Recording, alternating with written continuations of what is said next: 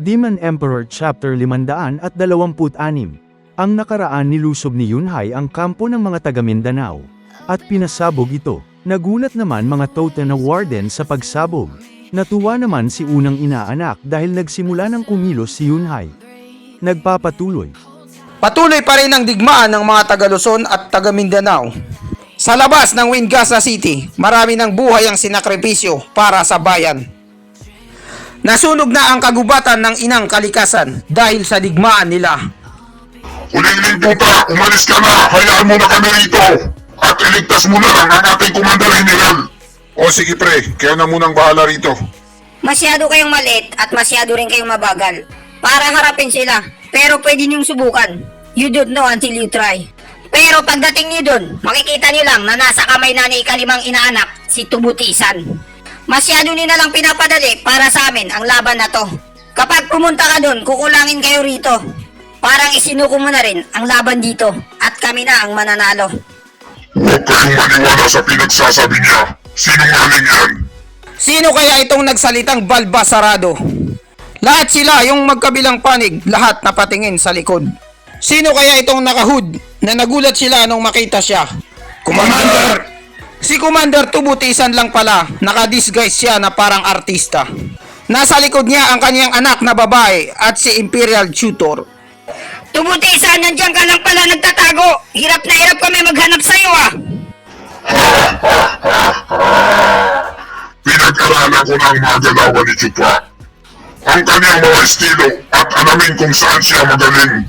Sa patibong, panluloko at pang-scam, alam ko na yan lahat.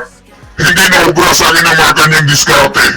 At dahil kayo ay tagilid sa laban na to, isang paraan lang ang alam ko para kayo'y manalo. Kailangan makuha niyo o mapatay ang pinuno ng kalaban. Pero kahit ganun pa man ang gawin niyo, may hinanda akong patibong. Nilagay ko sa lugar kung nasaan ang kampo namin. Gaya nga ng inaasahan ko, kumagat kayo sa pain. Ang paglalagay namin ng 8 tutang warden ay isang pandaraya lang yon.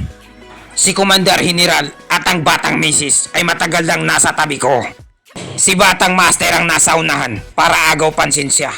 At hindi kayo makahalata. Samantala, si Zalasan, ang grupo niya rito ay isang peke lang.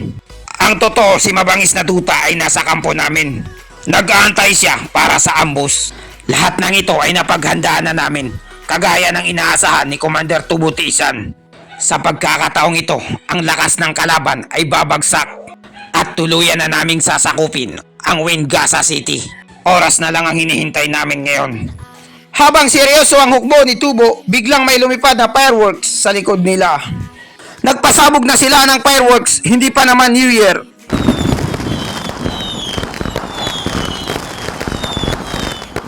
Bigla silang nalingon. Sino kaya nagpapabutok ngayon? Hindi pa naman New Year ngayon. Ano ba talaga ang pinaplano niyo? Ambush ba talaga yun? Ba't may kasama pang putok? Ha ha ha ha ha. Ha ha ha ha. Pinagtawanan lang sila ni Dugufeng. Tubutisan, nahulog ka sa bitag namin. Ngayon sa pagkakataon na to, hindi ka na makakatakas. Huli ka, Balbon! Dugufeng, anong pinagsasabi mo dyan? Huwag mo kaming pinagloloko. Tubutisan, gaya nga ng sinabi mo kanina. Kulang kami ng tao at kakaunti lang kami. Kailangan namin manloob sa kampo nyo. Yun lang ang pag-asa namin sa laban na to. Hindi namin kayo kaya sa basagan ng muka dahil mga pangit na kayo. Lugi kaming mga pogi. Ang pag-asa lang namin manalo ay kapag napatay namin ang namumuno sa inyo. Si General Chupa, alam niya na kung anong binabalak mo. Palihim kang aalis ng kampo at magtatago ka kasama sa mga hukbo mo. Wala na, bistado na ang galawan ni Tubutisan. Mas matalino si Chupa kaysa sa kanya. Para hindi ka magduda, sinakyan lang namin ang lahat ng mga plano mo. Para sa pagkakaintindi mo, nabasa mo na lahat ng mga galaw namin. Sinabi sa amin ng aming general na pinaka-importanteng salita. Lahat daw ng mga malalaking tao na kagaya mo, nabigatin. Dalawang klase lang yan nagtatrabaho, harapan at patago. Nanlaki ang mata ni Tubutisan dahil nautakan siya. Kung kami ang lulusob sa nakatayong kampo ng commander niyo, o di kaya sa ikalimang inaanak ang lumusob doon, lahat ng yan ay puro bitag lang ang pakay namin.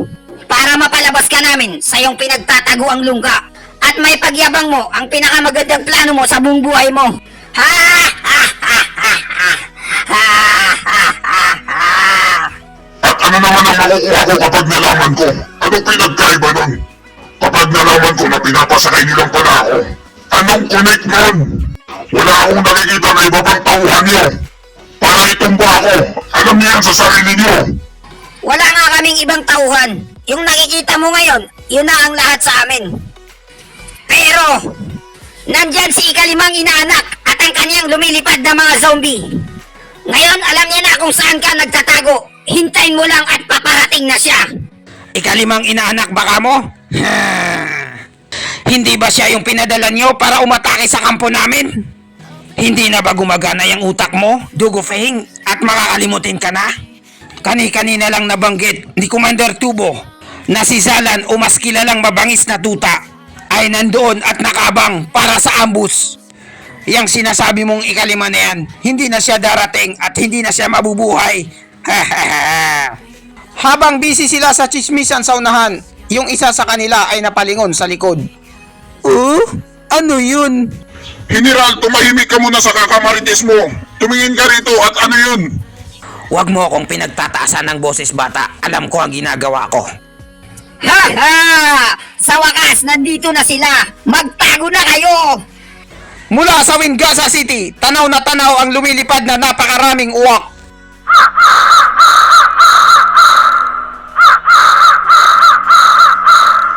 Papalapit sa kanilang kinaroroonan. Ito pala ang hukbo ng lumilipad na zombie.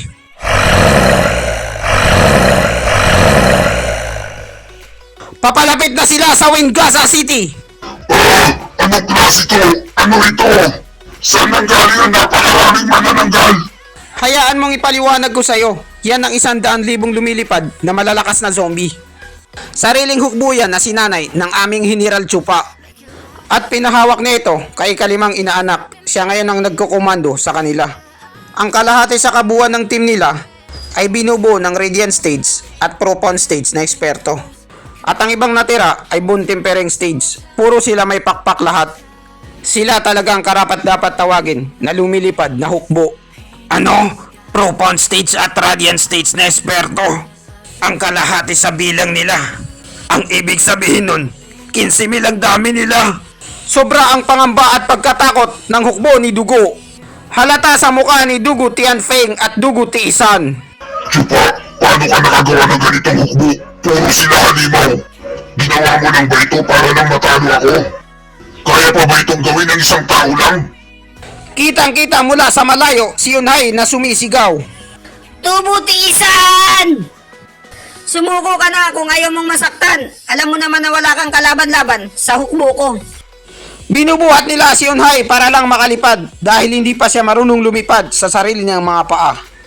Protektahan niyo ang commander natin hanggang kamatayan. Opo, sir!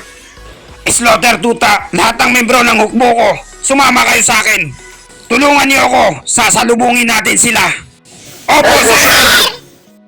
At ayun na nga, sasalubungin na sila. Isa na namang madugong digmaan ang mangyayari. Gawin na natin ang pormahang diretso! Laban! Inay ko po! One-sided ang nangyari sa laban nila. Nagkaroon ng iyakan sa hukbo ni Dugo dahil wala silang laban.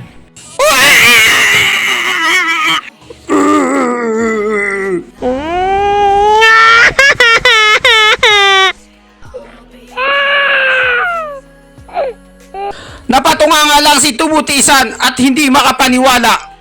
Walang kalaban-laban ang ipinagmamalaki niyang hukbo sa buong buhay niya. Sa mga flying zombie ni Chupa.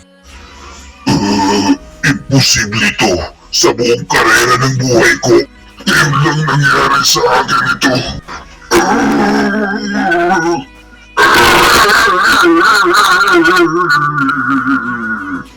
Saludo ako kay Tubutisan dahil umiyak lang siya, hindi siya tumakbo sa laban.